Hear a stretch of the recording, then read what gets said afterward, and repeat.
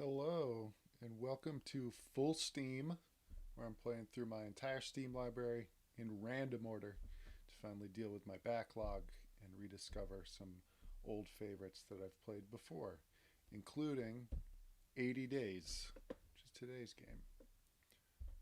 London, 1872. I have entered into the service of a new gentleman. It would seem he is a gambling man. So, 80 Days I've played through a few times before. It's a narrative game made by Inkle, which is actually I've never made a game before, but I have played around with some game design engines and software before, and Inkle Writer, the engine that they use to make this, is really easy to use and simple.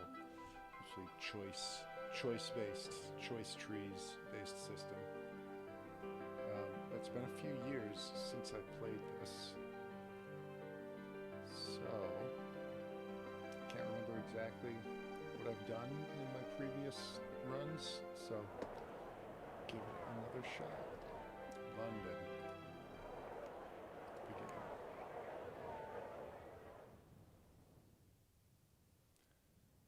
And I'm going to be reading this out loud, so if that's not your thing, maybe skip this one. But I've got a little girl on the way in June, and going to be doing a lot of bedtime stories, so might as well get the practice in now. So day 1, 7 p.m. My master returned home from the Reform Club with a strange gleam in his eye. Passepartout, said he. We are going around the world. Pack my hunting rifle and my evening jacket. There's not a moment to waste. You, Passepartout, now have funds. Quickly, Passepartout. Collect our things and we will be off. There was just a moment to seize anything further that I thought might be useful in our long trip. So we've got wool trousers, wool shirts. He wanted evening jacket. Train timetable. He wanted his rifle. Can't fit all this in here.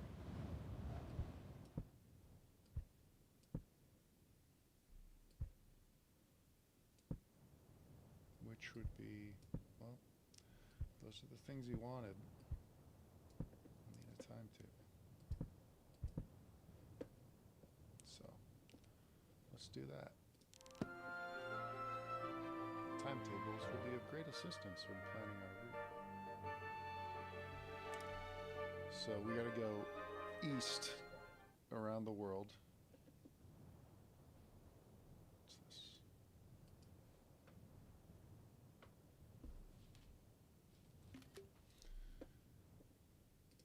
Let's go to Paris by train. Departing at 8 p.m. The guard's van has space for one suitcase, which will suffice. So we get this steampunk kind of train thing. Cabine. I think this is like Victorian London, but there's all these steampunk and fantastical kind of inventions. We leapt aboard the 825 from Charing Cross as the final whistle shrieked its warning. Our journey had begun. I am on fine form. We must make haste. Greetings, Monsieur Verne. Passepartout. Did you say your name was? What a curious appellation. We're going to Paris. What do you know about Paris? Paris is still lit with gas lamps, is it not? How old-fashioned. What about Munich? Times for a journey from Paris to Munich on this path. Speaking of trains, I understand you can get to Ekaterinburg from Moscow aboard the Trans-Siberian Express, but the fare is prohibitive.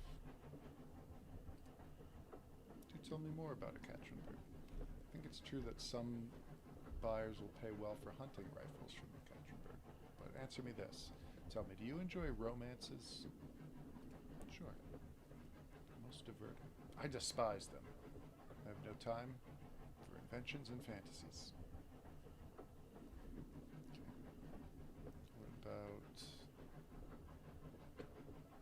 Vladivostok. You can travel from Ekaterinburg to Vladivostok. You mentioned trains. I've been told you can get to Kabul from Herat aboard the Kamertaj.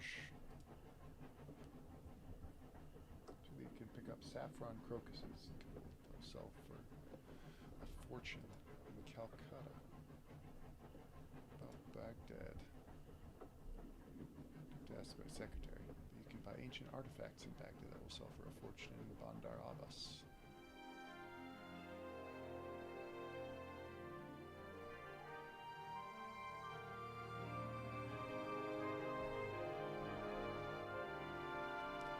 Learned a couple things.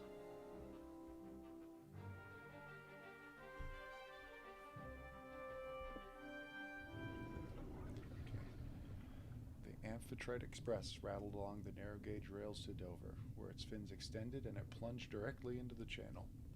Monsieur Fogg made no remark as the dark water pressed against our windows. I thought it so marvelous at the time, but how many marvels were still to come?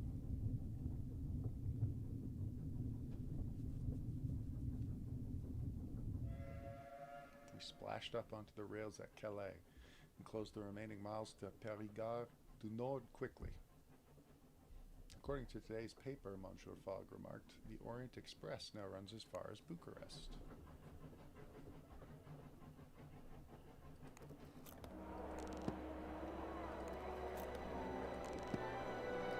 Okay, Paris. 4,000 pounds, it's Wednesday. Keep moving, can we? Okay, so from Paris I could go to Nice in 2 days for under 10 pounds. I could get to Munich today.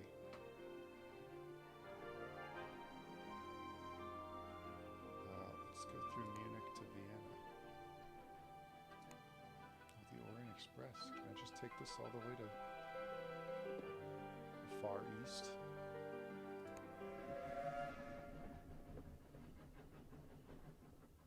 We boarded the Orient Express at 18:25 from Gare du Paris Est. The train was extremely fast. It could sweep us across the whole of Europe, or at least as far as Bucharest, where the line to Istanbul was still undergoing construction. A last long whistle blew. We began our journey east.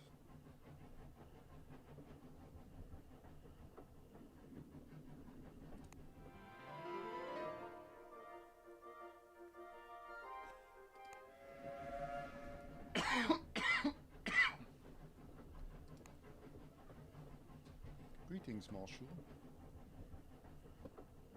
Tell me more about Vienna. Emperor Franz Joseph is at war with the Artificers Guild. I think we were going through... Where are we going?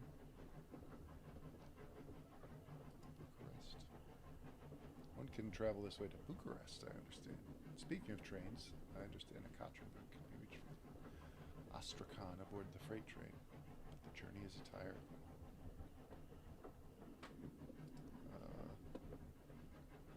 Istanbul? Yeah, this guy does not want to answer questions. Have you heard that some buyers will pay well for hunting rifles from Istanbul? But now listen, have you been to Bordeaux?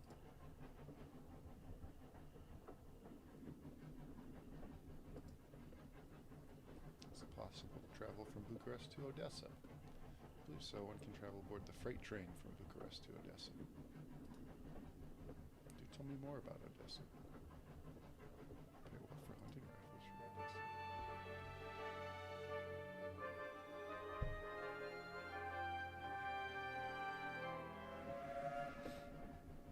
Okay, we're going through Munich.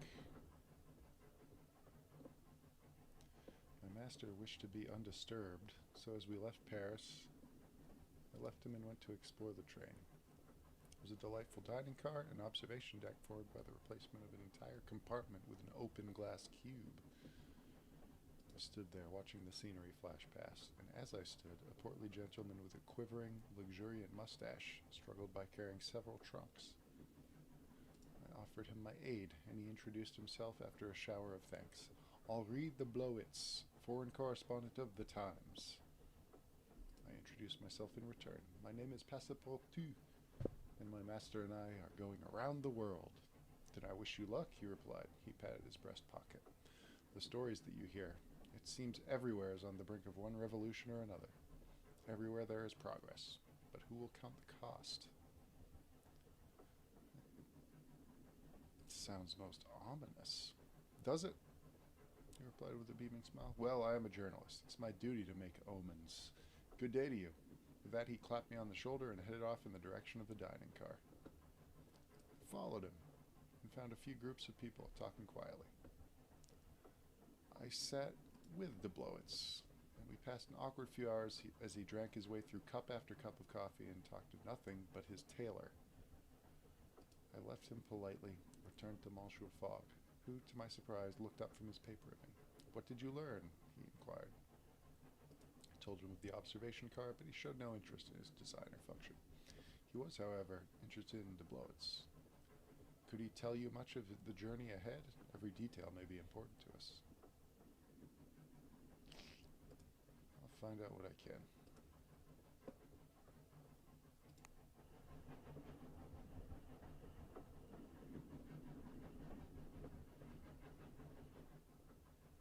We arrived at Vienna in the early hours of the morning.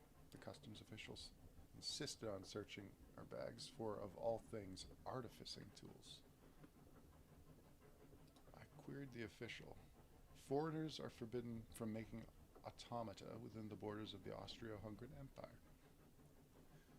A strange state of affairs, but I was hardly an artificer, and so it mattered little. The sun rose in the sky as we left the station, illuminating the wide tree-lined avenues of Vienna in pale, welcoming light. Okay, so we're in Vienna. It's day 3. There are no departures today, so we should explore. So now I can either go... I can try and go south to Istanbul and make my way across over there, or I can go up to Moscow and cross there. I can go north tomorrow.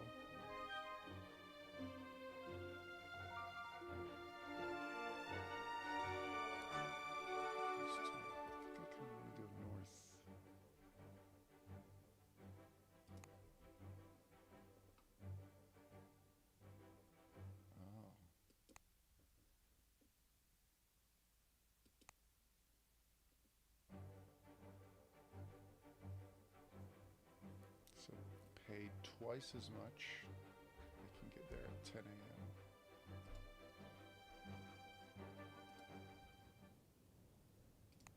If I just wait until tomorrow. So, explore. Emperor Franz Joseph. I did not see a single flesh and blood soldier in Vienna, the city of music. My dear friends, the rumors are quite real. The Austro-Hungarian Empire's might is built upon its armies of mechanical men. They are a magnificent sight. Ranged in gleaming rows along the wide Parisian-style boulevards, their enamel uniforms shined to a polish. I strolled back along the avenues, watching the city pass by with new eyes. Under its gilded and manicured booty lurked something sharper and more bloodthirsty. Vienna was at once the city of music and the city of war.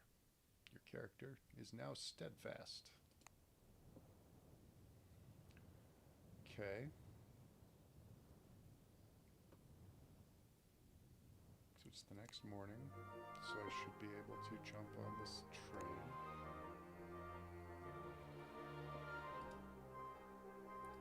Spend the night. I can do that. To the market. I can't bring anything with me. Anyway. Oh, wow.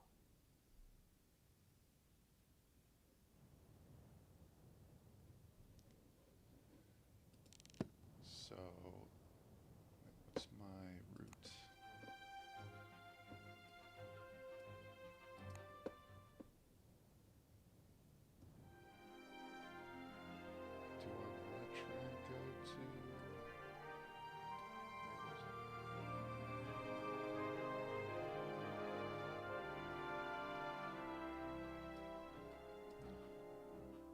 Astrakhan.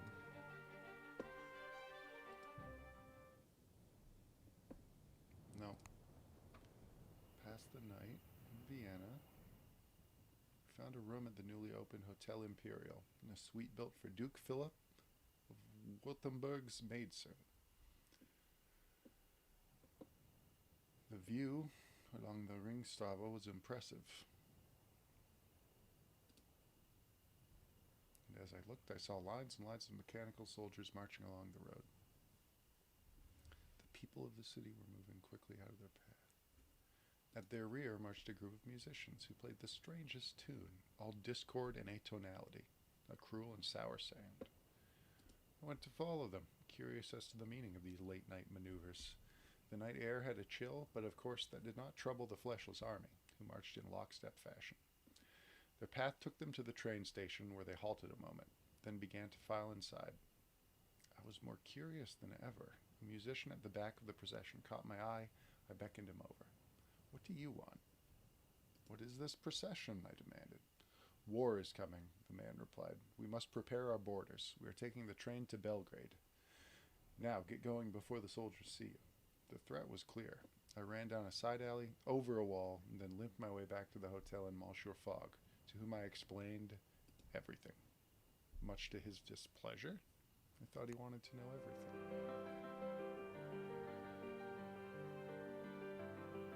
So they're going to Belgrade.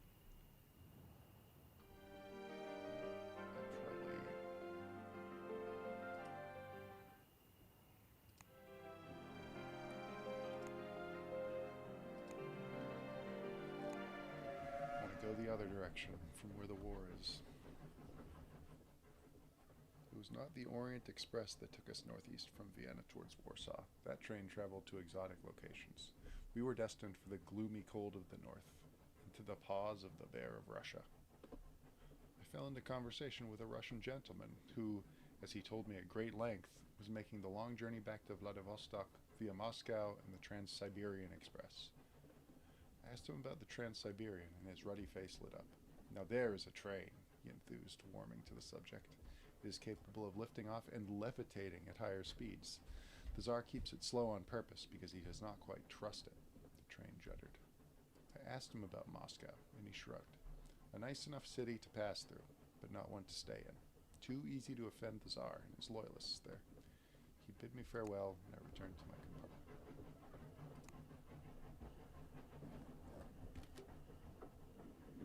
"Greetings, Monsieur Strat." "Monsieur, yes, I am guard on this train. We're going to Warsaw."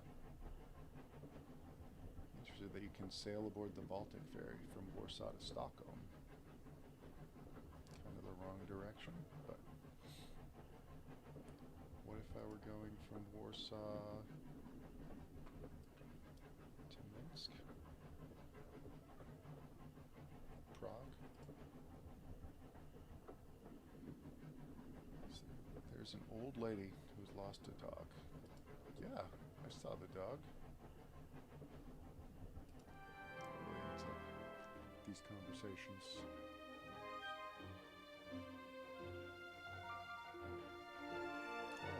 do want to go up to Stockholm.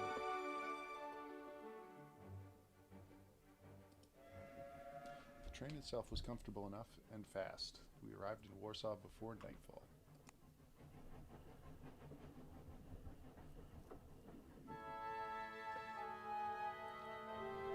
Explore a little. Can I get to... I guess I can't get to Minsk. So Stockholm it is. Okay.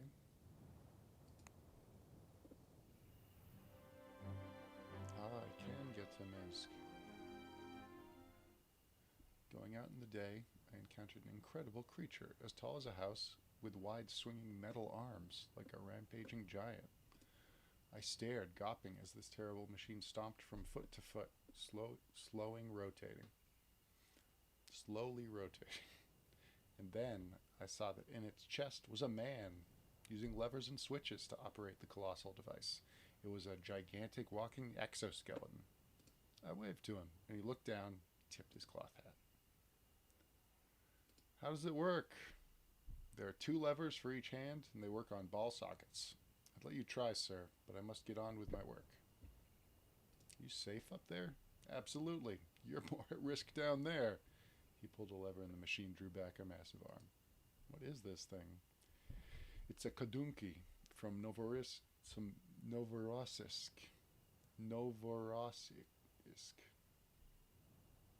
They've shipped a few to help us with the building work. The drawn back arm smashed into a wall and the building fell into a cloud of dust. I jumped back. Excuse me, my friend called, but I must get back to work. What an incredible sight. So I can leave in 2 days and get to Moscow on Monday. I can get to St. Petersburg on Wednesday. This is 300. This is 330.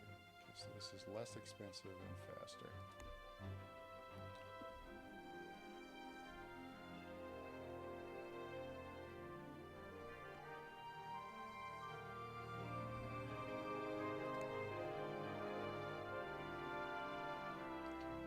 Flush with cash, just a little more. I can get him to leave tomorrow.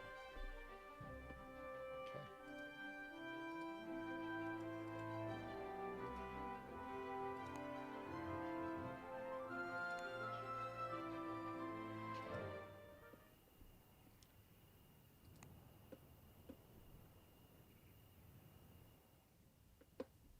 We walked the streets of Warsaw, feeling the air of a different continent all around. In less than 2 generations, the Tsars had made this little outpost all their own. But there were signs of dissent on every corner.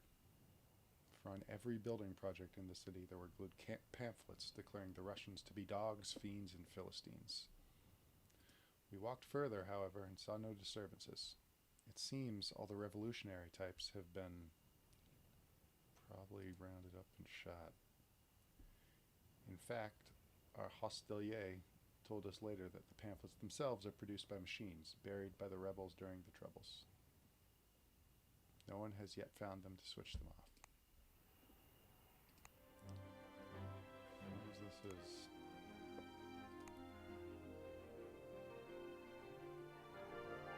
Okay. Oh right, I forgot about this. So you're making all the travel plans, doing all that stuff. You're also taking care of your master's mood. So, the cold weather is going to knock him down by 12 hearts. We clambered aboard the train. Monsieur Fogg settled in a far corner like a dusty old uncle, and I pressed my nose against the glass, watching the bleak countryside roll past. Trains are such marvelous contraptions. I could have been an engine driver myself, I think, if it wasn't such a dreadfully dirty job. A life of coal scuttles and engine grease. Mon Dieu. I do hope you're not spending too much, Passepartout. That money has to last all the way around. Artificer expedition rumored from the North Pole.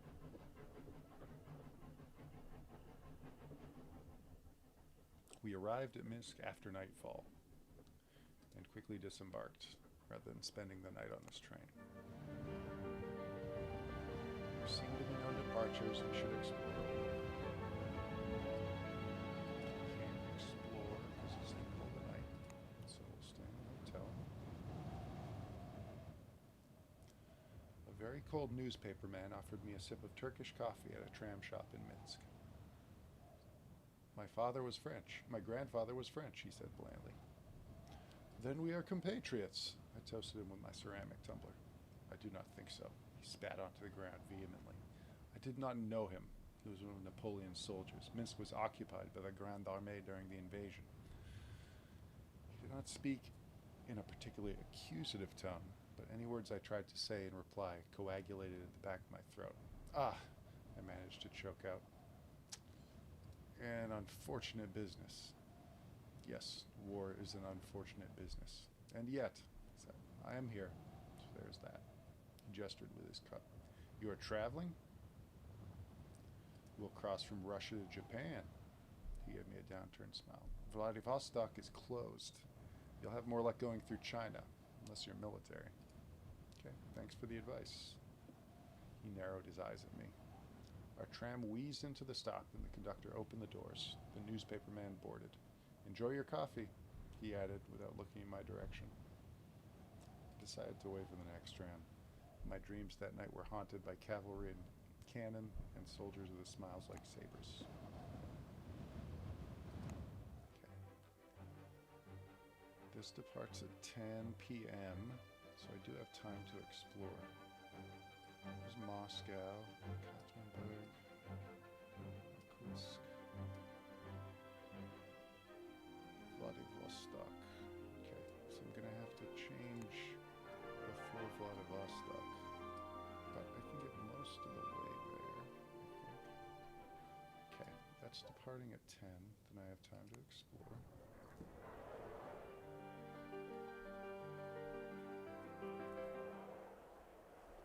It took a few hours to explore, investigating the various options for how we might continue our journey.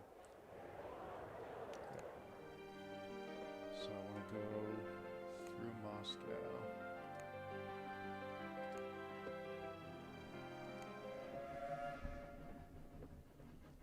Oh, I should have gone to the market to look for some warmer clothes or a bigger suitcase. The train pulled out from Minsk Station well after nightfall. Monsieur Fogg had taken to tapping his watch every time we began a new journey, as though he was recording the time of our departure through some fantastical spring-operated signal. Most likely a nervous habit. A man of Monsieur Fogg's composure and steady complexion must surely hide some vagaries in his mental closet.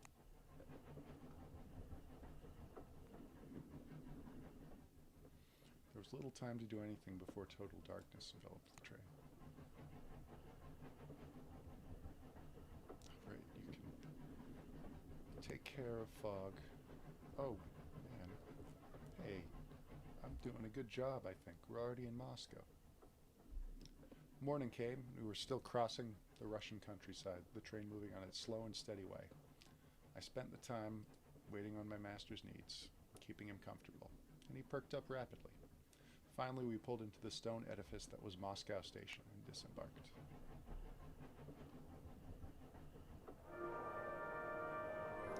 The .45 caliber rifle would earn us well here. I think you're right.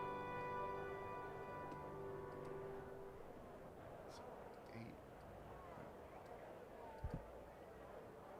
So, 45 can sell.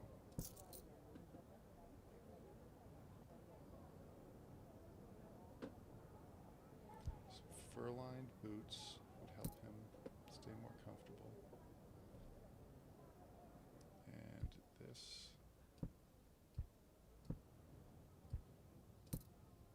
Okay. I think we're staying north, so I'm not sure we'll end up in the Caribbean. Okay. What's next? Yeah, I'm going all the way to Vladivostok. It leaves in 6 days, but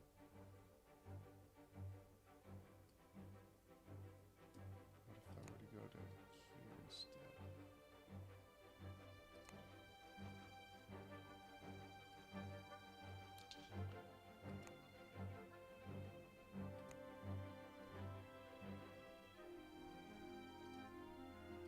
You know, maybe we just hang out in Moscow for a while. Then we can afford a ticket all the way here.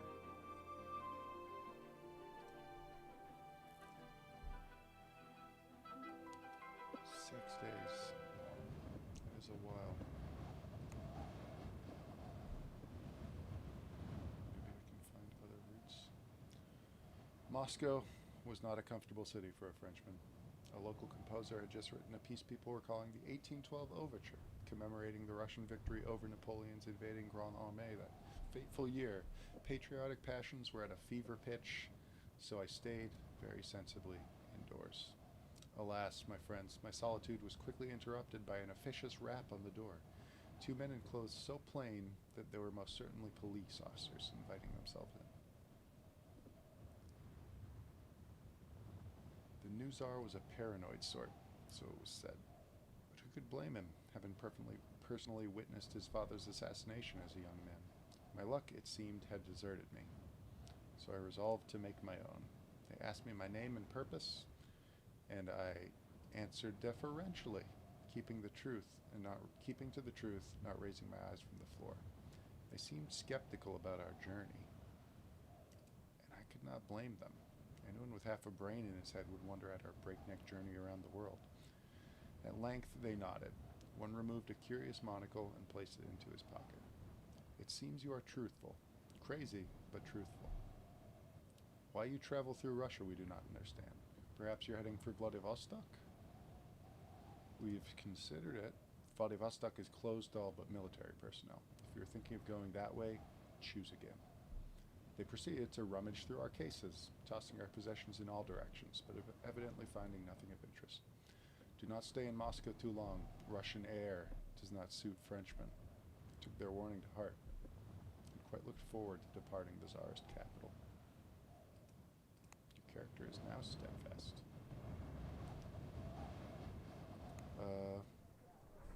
Let's see. Oh, I can go south instead. What's that trip like?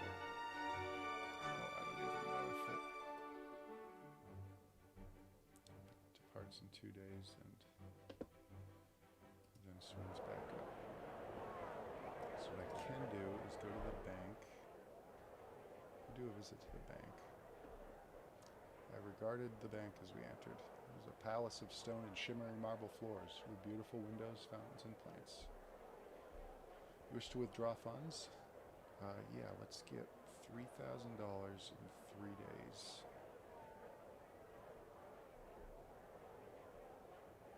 Okay. Return on Friday, which is, this departs in 5 days.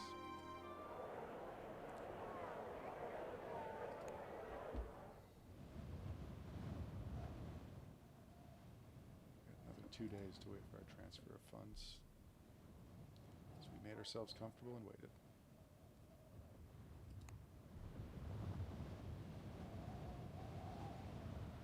Okay. Oh wait, how do I get time to pass? There we go. The market's open.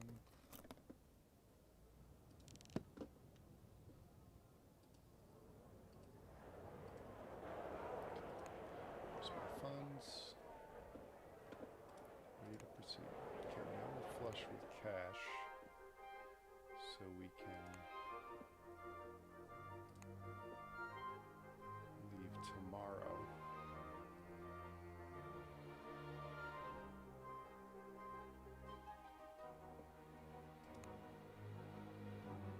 Let's do it.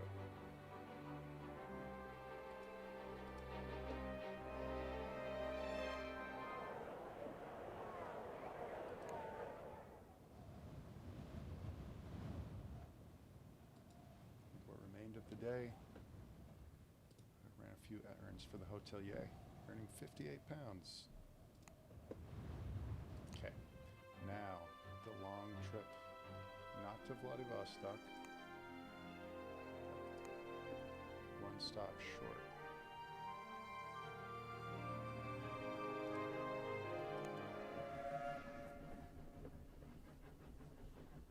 The Trans-Siberian Express. The bell in the stuccoed and whitewashed Moscow station gave its third and final clang. The platform erupted into frenzy. We boarded calmly and found ourselves in a small cabin with heated water and even a shaving mirror. He seemed quite a handy man to have around, Passepartout. Well, nice of you to finally say that. Greetings, Madame Pavlichenko. I despise this job. So we're going to Usurisk. Then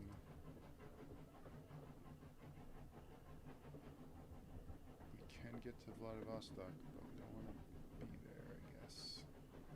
We said to go through China.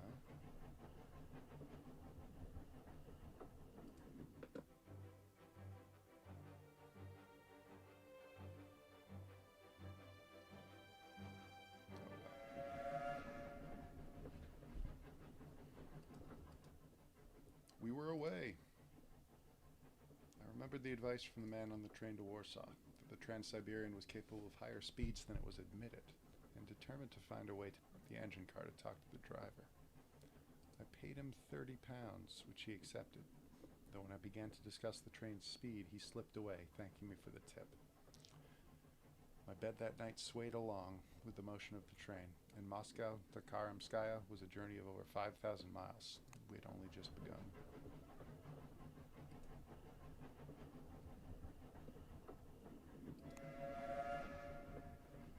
Hey man, Monsieur Disgusting. Let's share a glass of wine together. We're going to Soysk. There's a power plant there.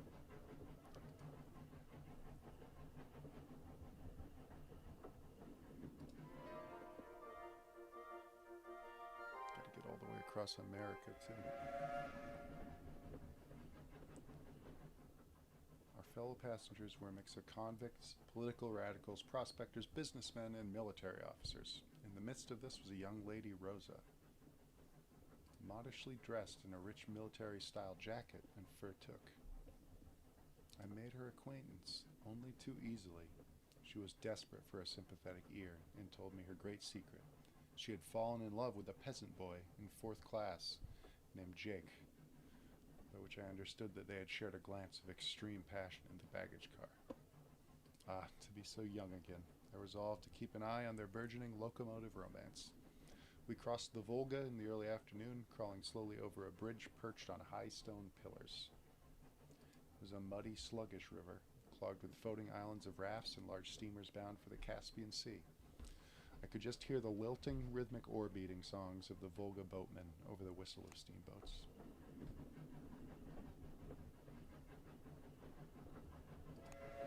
Let's get you looking good, Fog. We crossed the Urals today.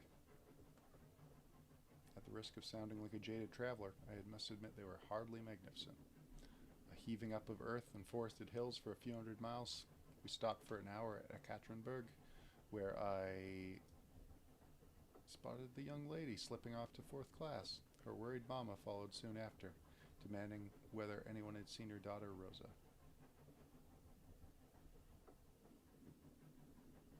I made an excuse for Rosa, gesturing discreetly in the direction of the lavatories.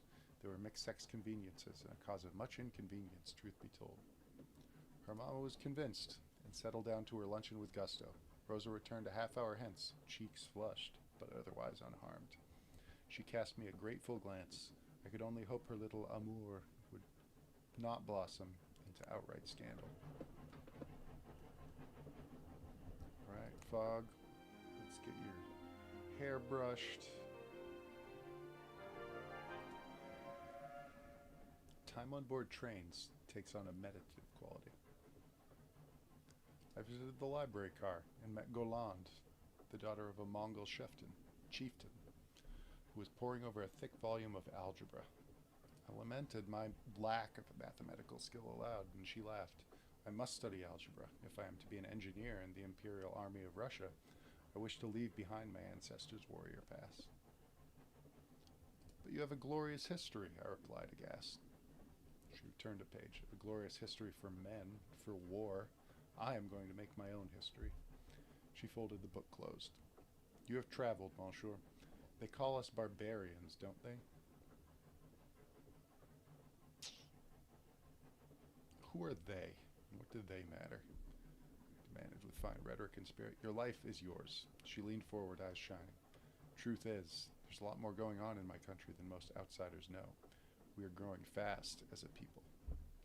What do you mean?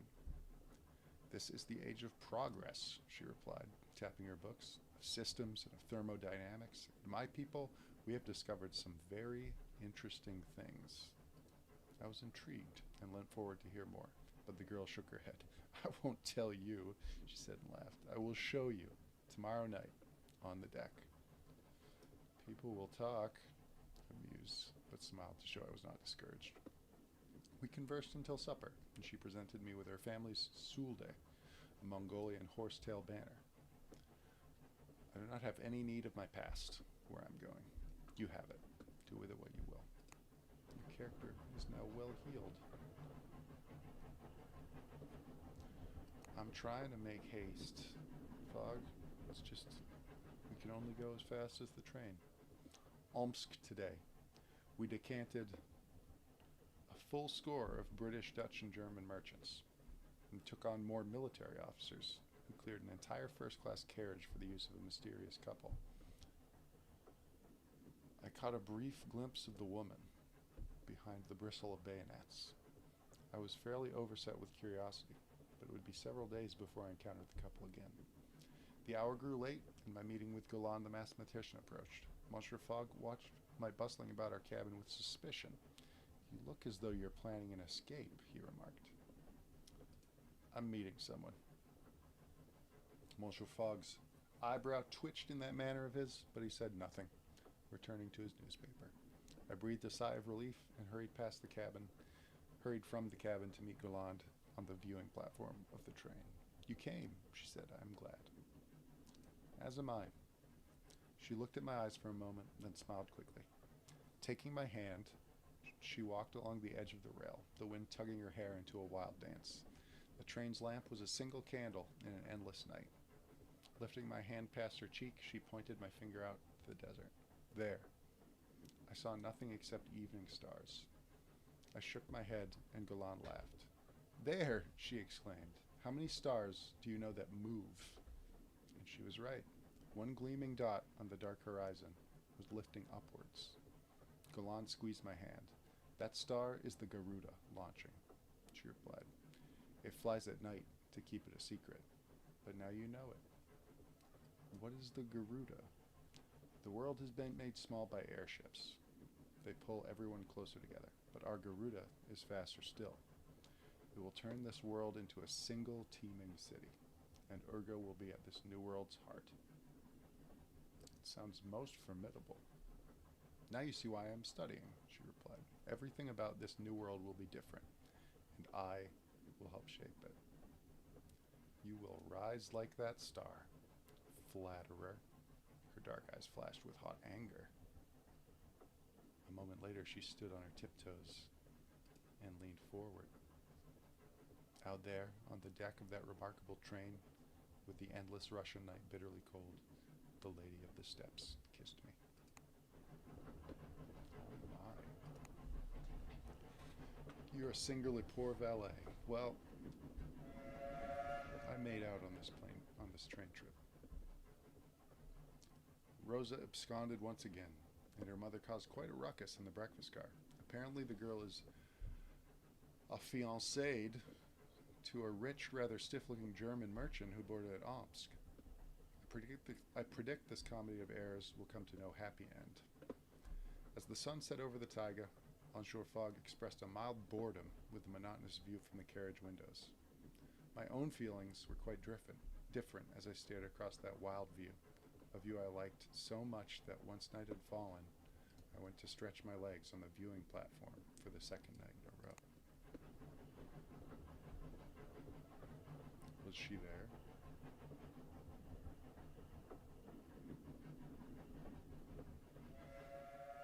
We crossed the halfway mark of our journey today. In the morning we wound up in the Angara Valley towards the mining camp of Irkutsk, the great city of Siberia. I saw Golan disembarking with her suitcase of books and struggling under the weight. I rushed to her aid, but she brushed my help aside. Generous sir, she murmured, but I cannot be seen to be helped by a Frenchman. I stood back, stung, and watched as she met a man on the platform, an uncle, perhaps, who scooped her up with great familiarity and led her away to a horse parked neatly in the yard beyond. Then she was gone. I persuaded Monsieur Fogg to disembark. As usual, he agreed with only a moderate grumble about the cold. We hopped down from the train just as its engines began to whine into life once more. This was maybe a mistake. I thought I could just step off to go to the market, but... Nighttime in Irkutsk. From nearby, we heard the ferries moving back and forth on Lake Baikal, and nearby, the mining machines cranked on through the night. Otherwise, all was still. We were in the very wilderness of the world, and I could not help feeling that we had taken a wrong turn somewhere. I went out to explore, but found nothing for my wanderings but an old beggar who insisted on reading my palm. I allowed him, and he screwed up his eyes before foreseeing a great loss in Hong Kong. I told him I was not going to Hong Kong, and he nodded. Someone is, he replied eerily, before then creeping away. Ooh.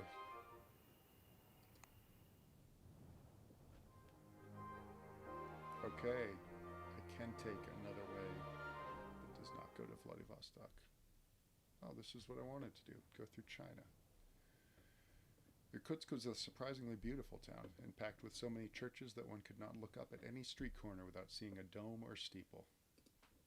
We explored, entering the city across a bridge made of tethered boats. My acrobatic skills made the crossing easy, but Monsieur Fogg found a most unpleasant business, and once across, refused to return to the other bank. On a street corner across the water, we saw a group of soldiers stop and turn to face the sun, praying bareheaded. There's a steady calm about this place. The people are both devout and poor, despite the gold that flows through the city every day on its way to St. Petersburg. The barges of precious metal are fast, but no good to us, as they are heading the wrong way. I kept looking for Galande as we walked around the wooden pavements, but I did not see her.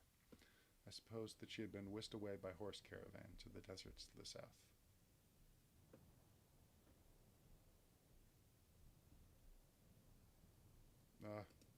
Perhaps it was for the best. Fast trains are liable to stir passions that do not look so well advised in the cold light of morning. So we can go to China on a freight train. I don't think Fogg is going to like this, but we boarded the steam train from Irkutsk. It was not a passenger service, but was carrying huge quantities of iron ore, very slowly indeed. Still, we made ourselves as comfortable as we could. At least we were leaving Russia behind.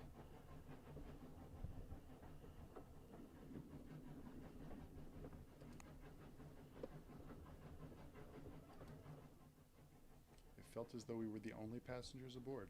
Perhaps we were, though I would not have been surprised if the guard had not taken money from a few others and stowed them in the adjoining cars.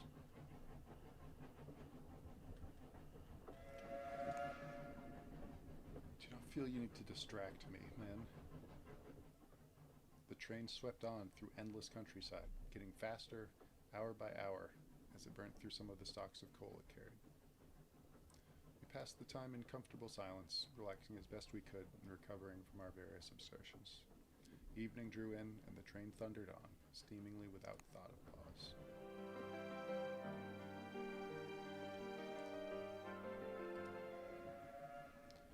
On the evening of the third day, we approached the city of Urga.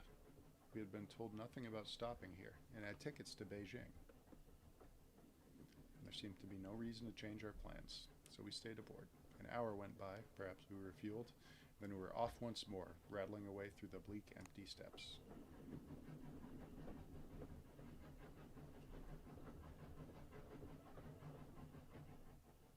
A quiet day that passed without incident. The train guard came and went, bringing food, a thin soap in which noodles floated like dying worms. I did not like it. I have a superior palate, but such a thing is hardly an asset out here in the wilderness. Both of us cannot wait to be in the city.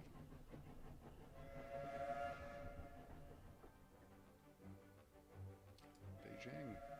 As we approached Beijing, Monsieur Fogg became increasingly animated, ready for the next step in our journey.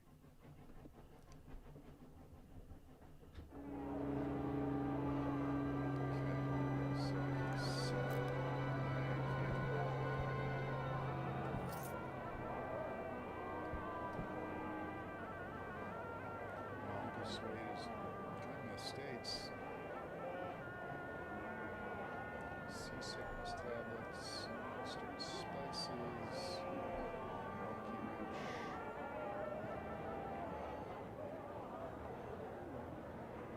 Let's get these just in case we cross the ocean. And let's explore. So I can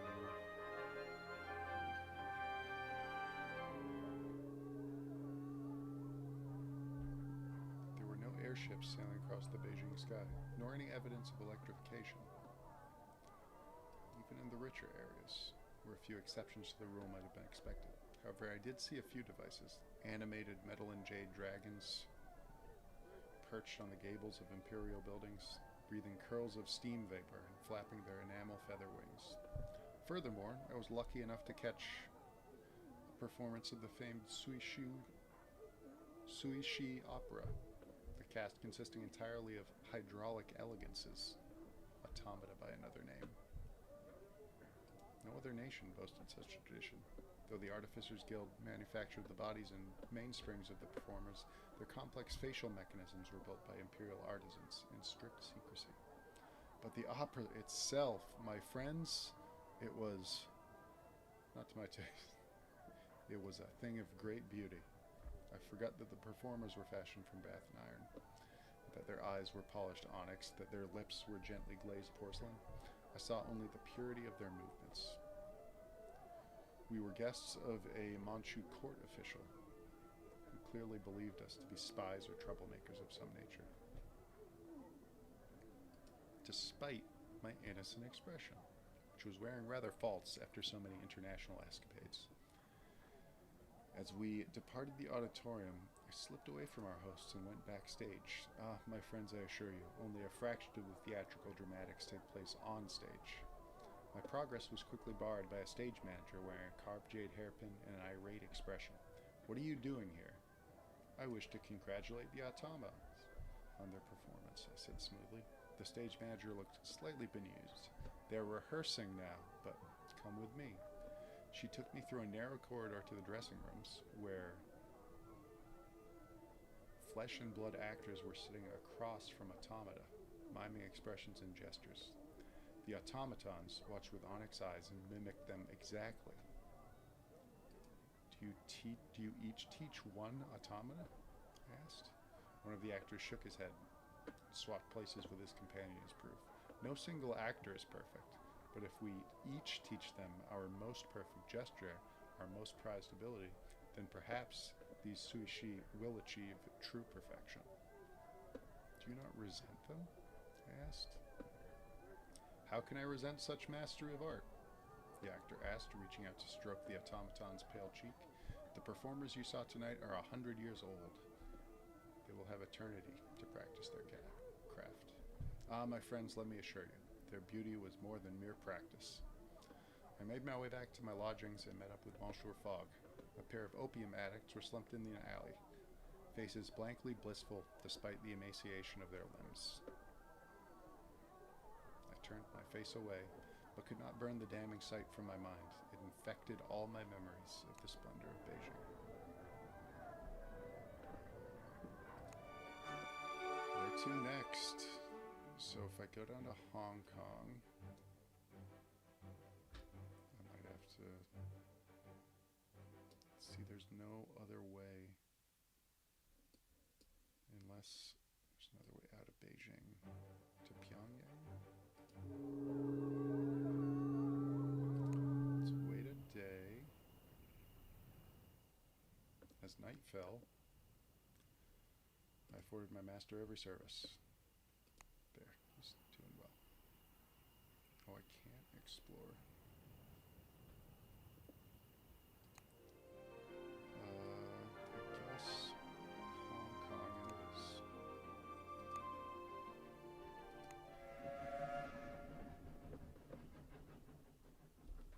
We boarded the Beijing Express for the next leg of the journey, through China to Hong Kong. I guess I should have just taken the Orient Express the whole way.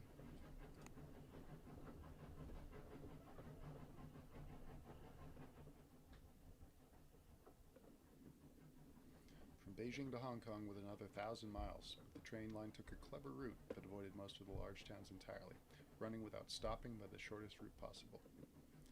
I passed the time talking to other passengers, hoping to gather information for our next journey. I met a nervous Siamese master and had a pleasant, if unproductive, conversation that whiled the hours away. Evening turned to night, and the train did not stop or slow.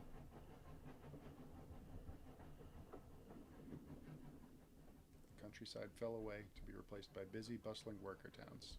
Large industrial plants belch steam into the air, and mechanical contraptions stalked between warehouses. The railway line lifted and then dived underground, and finally we pulled to a hot halt in Hong Kong's main station. A hot halt. We'll have to explore Hong Kong to find the onward journey. I have made it to the eastern coast of Asia. And I think that's where I'll stop today. But yeah, 80 days, great game.